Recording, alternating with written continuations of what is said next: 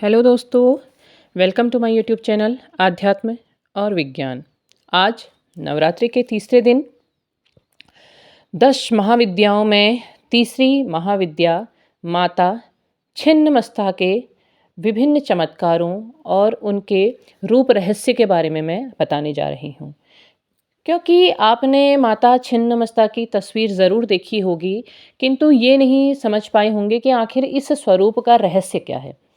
यदि आप माता छिन्नमस्ता की कथा पढ़ते हैं तो उस कथा के अनुसार एक बार माता पार्वती नदी में स्नान के लिए अपनी सहचरणियों के साथ यानी कि अपनी सहेलियों के साथ गई हुई थी। तो माता जब स्नान के लिए उतरती हैं तो उनकी सहेलियां वहाँ उतरने को मना कर देती हैं। वो कहती हैं कि हमें भूख लगी है, लेकिन माता कहती है ठीक है, कुछ देर आराम कर लो। किंतु बहुत देर स्नान करने के बाद भी जब वो नहीं आती हैं तो माता बुलाती हैं तो वो नहीं आती हैं। वो कहती हैं कि हमें भूख लगी है। माँ तो अपने संतानों का पेट भरने के लिए अपना रक्त तक पिला सकती हैं, किंतु आप हमारी क्षुधा शांत नहीं कर पा रही हैं। इस पर माता पार्वती को क्रोध आ जाता है और वो एक खड्ग से अपना सर काट लेती हैं, जिसमें से 3 धाराएं निकलती हैं। 2 धाराएं उन दोनों के मुंह में गिरती है और तीसरी स्वयं उनके मुंह में गिरती है। ये कथा है माता छिन्नमस्ता से जुड़ी हुई। माता छिन्नमस्ता माता पार्वती का ही उग्र रूप है। अब अगर हम माता छिन्नमस्ता के बारे में अगर बारीकी से जानते हैं तो देखिए, माता छिन्नमस्ता हमेशा उग्र रूप में नजर आती हैं, बहुत अधिक क्रोध में, क्योंकि उस समय उन्हें क्रोध आया था कि उनके मातृत्व पर प्रश्न उठा दिया था। तो मातृत्व पर जब जब प्रश्न उठाया तो उन्होंने अपना शीश ही काट दिया। अब देखिए रूप क्या है, क्या बता रहा है, क्यों छिन्नमस्ता इस तरीके की है। तो देखिए, छिन्नमस्ता का जो स्वरूप हमें बताता है, विशेष रूप से जो इस जर्नी पर चल रहे हैं वो इन रूपों को ज़रूर समझें और उनको बहुत सारा ज्ञान इन रूपों से ज़रूर प्राप्त होता है। तो हम देखते हैं कि माता छिन्नमस्ता का जो स्वरूप है वो सबसे पहली बात बताता है, वो बताता है बलिदान, आत्म बलिदान। अब क्या होता है, देखिए जो इस जर्नी में हैं वो क्या करते हैं, उन्हें शुरू में तो यही प्रयास रहता है कि बस हमें चाहिए, वो प्राप्त करना चाहते हैं, वो छोड़ना नहीं चाहते हैं, वो अपने ट्विन को छोड़ना नहीं चाहते हैं। उन्हें पता चल गया है कि बस हमारा ट्विन है, अब चाहे कुछ हो जाए हम उसे जाने नहीं देंगे। और यहीं पर क्या होता है, यहीं पर जर्नी रुक जाती है, आगे बढ़ती ही नहीं है। तो ये स्वरूप बताता है बलिदान, आत्म बलिदान, त्याग दीजिए।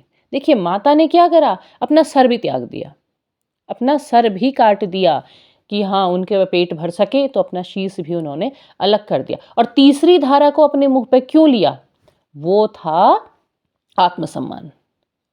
उन्होंने कहा आत्म बलिदान भी कीजिए और आत्म सम्मान को भी संरक्षित करके रखिए, अपने आप को संरक्षित कीजिए। आपने अपने आप को खोना नहीं है, बल्कि अपने आप में से जो बुराइयां हैं या जिसको पाने की लालसा बहुत ज़्यादा हो रही है, उसे त्याग की भावना है, उसे त्याग दीजिए। अब और अगर हम देवी का स्वरूप देखें तो देवी हमेशा नग्न रूप में दिखाई देती है। उनके गले में नरमुंडों की माला है, एक हाथ में उनका अपना ही कटा हुआ सर है, एक हाथ में खड्ग है और गले में सांप है। तो क्या है, देखिए वो स्वरूप क्या है, वो स्वरूप है वास्तविक स्वरूप, शक्ति। हम तो आवरणों में ढके हुए हैं, किंतु हम अपने अंदर क्या अपने आप को स्वीकार कर पाते हैं। अपने आप को जब हम स्वीकार करेंगे तो हम अपने आप में क्या है, बेपर्दा हैं, जब हम अपने आप को पूरी तरह से स्वीकार करते हैं। लेकिन अधिकतर होता क्या है कि हम अपने आप से भी स्वयं को छिपाने की कोशिश करते हैं। हम स्वीकार ही नहीं करते, अपनी कमियों को स्वीकार ही नहीं करते हैं। नहीं नहीं, ये हम में नहीं है, हम ऐसे नहीं हैं। हम अक्सर अपने ऊपर अपने हाथ से ही पर्दा डालने की कोशिश करते हैं। वहाँ छिन्नमस्ता क्या है, छिन्नमस्ता ने कोई पर्दा ही नहीं रखा है। उन्होंने कहा हाँ हम जैसे हैं। उन्हें क्रोध आया, उन्होंने कहा हाँ बिल्कुल मुझे क्रोध आया। क्रोध आया तो उन्होंने काट दिया सर। गले पे नाग धारण करना, क्योंकि वो शिव की शक्ति शिवा हैं, पार्वती हैं, तो उनके गले में विषधर नाग भी लटका हुआ है। क्या है कि हमारे आसपास बुराइयां बहुत हैं हमारे पास, लेकिन क्या हम उन पर भी विजय प्राप्त कर सकते हैं। सांप में विष होता है, तो लेकिन उस विष पर भी, उस बुराई पर भी हम विजय प्राप्त कर सकते हैं, इसीलिए उसको उन्होंने अपने गले में धारण किया हुआ है। अब आगे अगर इनका स्वरूप देखते हैं तो इनके चरणों के नीचे क्या है? कामरत स्त्री पुरुष, यानी कि कामदेव और रति हैं, उसके ऊपर वो खड़ी हुई हैं। तो ये जो स्वरूप है ये बताता है कि काम पर विजय प्राप्त करनी है, उस पर विजय प्राप्त करनी है। अधिकतर अगर आप जो नए यात्री इसमें हैं वो इससे बहुत ज़्यादा उलझे होते हैं। काम उनको बहुत आकर्षित करता है, बहुत ज़्यादा आकर्षित करता है, और वो अक्सर उसी के पीछे भागते चले जाते हैं, उसी को तलाशते हैं कि हाँ आखिर ऐसा क्या है, क्या वो भी हमारे लिए ऐसा ही फील कर रहा है। तो क्या है, आप एक आध्यात्मिक यात्रा पर जा रहे हैं किंतु आप उलझे हुए हैं काम पर। तो छिन्नमस्ता तो बता रही है कि आपको उस पर विजय प्राप्त करनी होगी, वो उसके ऊपर खड़ी है। उन्होंने उन वासनाओं को, उन लालसाओं को, उन यौन इच्छाओं को क्या कर दिया, रौंद दिया अपने पैरों के नीचे, तो वो भी समाप्त। अगर आपने उससे ऊपर जाना है, अगर आप अपनी आध्यात्मिक यात्रा पर ऊपर बढ़ रहे हैं तो आपने इससे ऊपर बढ़ना होगा। तो छिन्नमस्ता क्या है? छिन्नमस्ता आपके मणिपुर और स्वाधिष्ठान चक्र से ऊपर आ रही हैं। ये कुंडलिनी जागरण का संकेत भी देती है। कुंडलिनी जागरण के रहस्य भी इनसे जुड़े हुए हैं। देखिए छिन्नमस्ता, क्योंकि ये जो महाविद्याएं हैं और महाशक्तियां हैं, इन स्वरूपों की जो पूजा है इनका ऐसा विधान नहीं दिखाई देता है, क्योंकि उसके पीछे कारण ये है कि हम जो हैं गृहस्थ जीवन जीने वाले लोगों के उसमें स्वमाता के सौम्य रूप की पूजा अर्चना की जाती है कि शांति बनी रहे। किंतु ये स्वरूप भी शांति देते हैं क्योंकि ये उतने ही ज़्यादा प्रेम से भरे हुए हैं, किंतु उग्र होने के कारण इनके पूजा का जो विधान होते हैं वो विशेष होते हैं।